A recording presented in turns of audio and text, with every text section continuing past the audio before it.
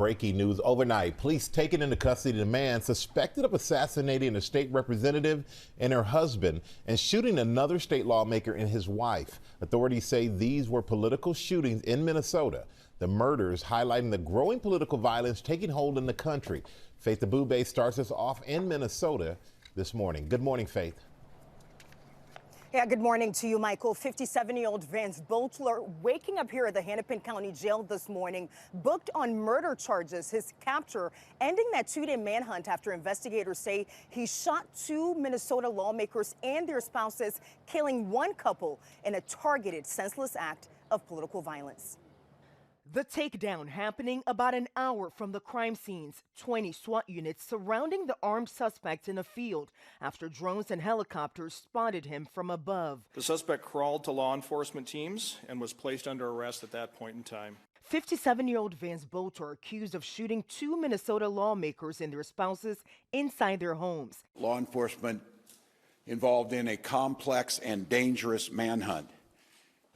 Spent Father's Day away from their families to deliver justice for Melissa and Mark Hortman and their children who spent this Father's Day alone. Hours earlier, investigators swarming the area after they say they found a vehicle of interest. Suspects posing as police officers shot two victims. The manhunt kicking off early Saturday morning after officers were called to the home of State Senator John Hoffman around 2 a.m. His front door riddled with bullets.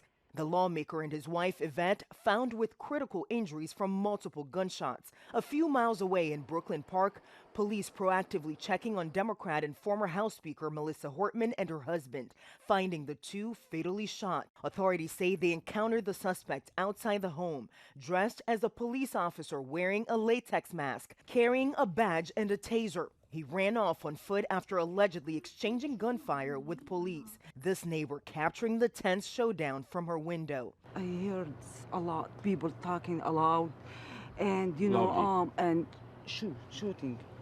And oh my God, what's happened? The suspect's fake police car left behind with the emergency lights still flashing. Inside, police say they recovered several firearms and writings, including a long list of potential targets, Democratic lawmakers and abortion rights advocates. Meantime, at the Hortman's home, mourners stopping by to lay flowers. It just can't happen. It just can't happen anymore. One man's unthinkable actions have altered the state of Minnesota. A moment in this country where we watch violence erupt. This cannot be the norm. It cannot be the way that we deal with our political differences. And George, this morning, the Hoffmans still in the hospital recovering after their surgeries. They released a statement saying they're incredibly lucky to be alive, but they're devastated that the former House Speaker and her husband did not survive. George. So sad. Okay, Faith, thanks very much.